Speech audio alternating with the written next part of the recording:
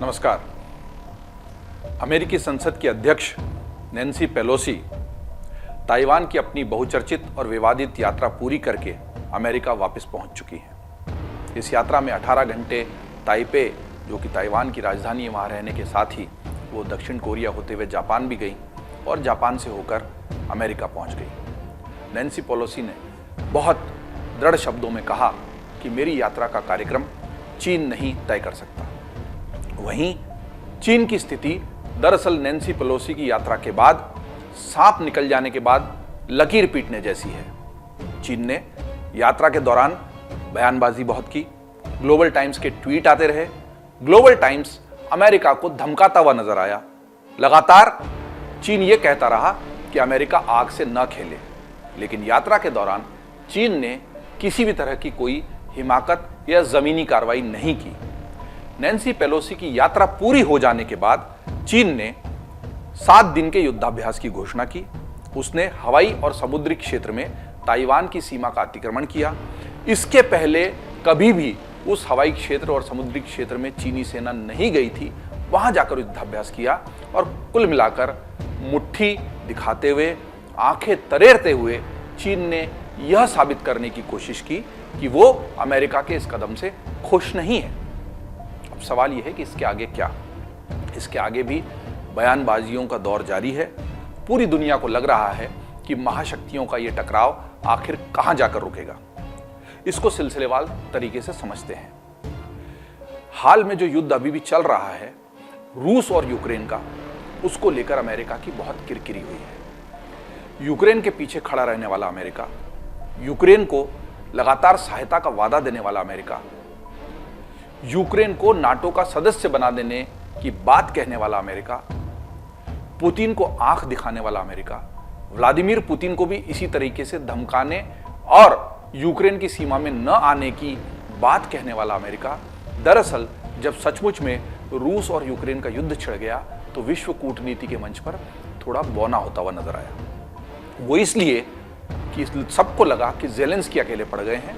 जिस अमेरिका के भरोसे ये पूरी लड़ाई ज़ेलेंस्की लड़ना चाह रहे थे, पश्चिमी देशों के साथ मिलकर अमेरिका को बड़ी ही मजबूती के साथ खड़े रहना चाहिए था। सवाल यह है कि जो अमेरिका लगातार अफगानिस्तान में इतने साल तक अपनी सेना को बनाए रख सकता है, जो अमेरिका पश्चिमी देशों के साथ मिलकर लीबिया में कर्नल गद्दाफी की सत्ता को खत्म कर सकता है, जो अमेरिका इराक में घुसकर महाविनाश के हथियारों के नाम पर सद्दाम हुसैन जैसे तानाशाह को खत्म कर सकता है, जो अमेरिका ओसामा बिन लादेन को ढूंढकर उसके ही घर में उसका खात्मा कर सकता है, वो अमेरिका यूक्रेन के साथ खड़ा होने में पीछे क्यों हट गया? वो इसलिए कि अमेरिका महाशक्ति बनना चाहता है, अमेरिका दुनिया का चौधरी बनना चाहता है, लेकिन अमेरिका को अपनी हदें पता है। उसको पता है कि व्लादिमीर पुतिन से पंगा लेने का मतलब क्या है।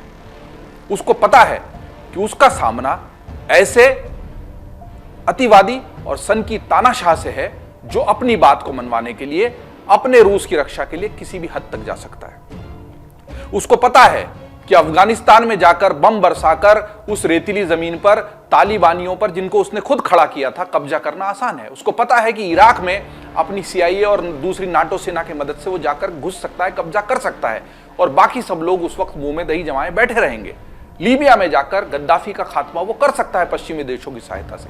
लेकिन अगर पुतिन से पंगा लिया तो ये उसको भारी पड़ेगा, और इसी वजह से वो पीछे हटा, चुप रहा। लेकिन इस किरकिरी से बाहर निकलने का रास्ता खोजने वाला अमेरिका अचानक से 2 बड़ी घटनाओं का कारक बनता है। एक, ओसामा बिन लादेन के बाद जो सबसे ज्यादा वांछित आतंकवादी था, जिसकी तलाश सरगर्मी से इतने सालों से लगातार अमेरिका कर रहा था, अयमन अल जवाहिरी, उसको ड्रोन हमले में मार गिराया जाता है। और उसकी घोषणा 48 घंटे बाद खुद राष्ट्रपति जो बाइडेन करते हैं। 48 घंटे इसलिए कि कई बार जवाहिरी के मारे जाने की बातें सामने आई, लेकिन हर बार दावा झूठा साबित हुआ। अमेरिका शायद इस बात को पुख्ता कर लेना चाहता था कि अयमन अल जवाहिरी अफगानिस्तान के काबुल में इस ड्रोन हमले में मारा गया है। बाइडेन ने बड़े गर्व और आत्मविश्वास के साथ और एक ऐसे खिलाड़ी के रूप में जो शायद पिछला मैच हारकर अगले मैच में जीत की घोषणा कर रहा था, इस बात की जानकारी पूरी दुनिया को दी। और उसी के 24 से 48 घंटे के भीतर ही अमेरिकी संसद की अध्यक्ष नैन्सी पेलोसी की ताइवान की यात्रा होती है और इस यात्रा को लेकर अब अमेरिका और चीन आमने सामने नजर आते हैं। वो चीन जो अपनी वन चाइना नीति के तहत ताइवान को हमेशा से अपना हिस्सा मानता है। चीन और ताइवान की लड़ाई भी कोई नई नहीं है। वो ताइवान जो 1895 में जापान को दे दिया गया था, वो ताइवान जिसको चीन ने हमेशा अपनी धरती का हिस्सा माना, वो ताइवान जो 1945 से 1949 तक चीन का हिस्सा रहने के बाद 1950 में खुद ही चीन के लोगों द्वारा अलग बसा दिया गया और चीन से अलग होने का दावा लगातार होने लगा। उस ताइवान को लेकर चीन हमेशा से ये मानता रहा कि जिस तरह तिब्बत उसका है, हांगकांग उसका है, उसी तरह ताइवान भी उसका है। तिब्बत और हांगकांग को ऐसे ही चीन के कब्जे में चले जाने देने वाला अमेरिका ताइवान को लेकर हमेशा से थोड़ा आक्रामक रहा है। उसका आक्रामक होना इसलिए भी जरूरी था कि वो दुनिया के पटल पर यह दिखा देना चाहता था कि अमेरिका अभी कमजोर नहीं हुआ है, चीन एक बड़ी महाशक्ति के रूप में उभर रहा है, वो अपने विस्तारवाद के साथ लगातार आगे बढ़ रहा है, लेकिन कहीं ना कहीं लकीर खींचनी होगी। और अमेरिका ने कोशिश की वो लकीर खींचने की। अमेरिका ने साबित करने की कोशिश की कि चीन अपनी मनमानी करता रहेगा और अमेरिका देखता रहेगा, ऐसा नहीं हो पाएगा। वहीं चीन ने भी अमेरिका से सीधा पंगा लेने की बजाय अपने हाव भाव से, अपने बयानों से और युद्धाभ्यास से इसका जवाब देने की कोशिश की। अब सारे लोग जो सोचते हैं कि महाशक्तियों का कहीं एक और टकराव तो नहीं होगा, उनके लिए आसान लफ्जों में समझने वाली बात यह है कि आज की दुनिया बदल चुकी है। आज की दुनिया परमाणु हथियारों की दुनिया है। परमाणु हथियारों के जखीरे पर बैठे दुनिया के ये चौधरी ये जानते हैं कि अगर परमाणु युद्ध हुआ तो सब कुछ खत्म हो जाएगा। आज की दुनिया वो दुनिया है जब रूस और यूक्रेन के बीच में युद्ध होता है। आज की दुनिया वो दुनिया है जब रूस के खिलाफ तमाम प्रतिबंध लगाए जाते हैं। उसके देश में पश्चिम के जो जितने भी काउंटर्स हैं, जितने भी बड़ी कंपनियां हैं, उनको बंद कर दिया जाता है, लेकिन उसी रूस से गैस खरीदी जाती है। रूबल में पैसे देकर पश्चिमी देशों ने अभी भी रूस से गैस खरीदी है। रूस के साथ बहुत सारे मामलों में व्यापार अभी भी जारी है, उस रूस के साथ जिसको लेकर बड़े बड़े बयान पश्चिम के तमाम नेताओं ने दिए। आज का युद्ध जो है वो हाइब्रिड युद्ध है, वो लगातार चलने वाला युद्ध है। आमने सामने के युद्ध में अगर परमाणु हथियार निकल आएंगे तो दुनिया का क्या हश्र होगा, इसका कहीं ना कहीं अंदाजा दुनिया के चौधरियों को है। दूसरा, इस पूरे युद्ध में आर्थिक युद्ध जमीन पर होने वाले युद्ध से कहीं ज्यादा बड़ा हो गया है। पैसे का युद्ध, अर्थव्यवस्था पर कब्जे का युद्ध, संस्कृति और संस्कारों पर कब्जे का युद्ध, ये आने वाले समय के ज्यादा बड़े युद्ध होंगे। हम देख ही रहे हैं कि चीन ने सीधा हमला नहीं किया, लेकिन ताइवान पर साइबर अटैक किया।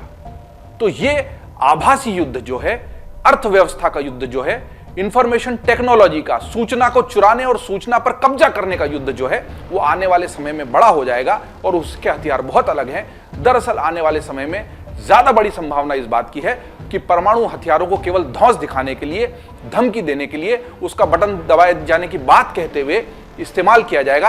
वो बटन कभी नहीं दबेगा, लेकिन उसकी आड़ में अपनी बातों को मनवाने, अपनी दादागिरी कायम करने का सिलसिला जारी रहेगा। और युद्ध होगा अर्थव्यवस्था के मोर्चे पर, युद्ध होगा समाज और संस्कृति के मोर्चे पर, युद्ध होगा डेटा को चुराने और उसका उपयोग करने के मोर्चे पर, युद्ध होगा ज्यादा से ज्यादा मामलों में अपने लाभ और शुभ का ख्याल रखने के मोर्चे पर। और इस मामले में अमेरिका और चीन दोनों ही समझदार हैं। वो जानते हैं कि अर्थव्यवस्था का कितना बड़ा नुकसान होगा अगर ये दोनों भिड़ जाएं।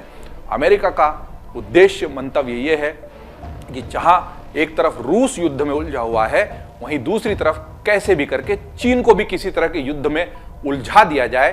रूस और चीन जो दरअसल अमेरिका के बड़े दुश्मन के रूप में, प्रतिद्वंदी के रूप में सामने हैं, और दुनिया के नक्शे पर अमेरिका को अगर इस वक्त कोई आंख दिखा पा रहा है सीधे सीधे, तो वो रूस और चीन ही है। अगर ये दोनों देश किसी भी प्रकार के युद्ध में उलझ जाते हैं, अगर अमेरिका के भड़कावे की वजह से ही सही चीन ताइवान की तरफ आता है या इस तरह का कुछ हरकतें करता है, तो चीन का असल में फोकस शिफ्ट होता है। चीन का फोकस शिफ्ट होने से, उसके युद्ध में उलझने से अमेरिका का फायदा है।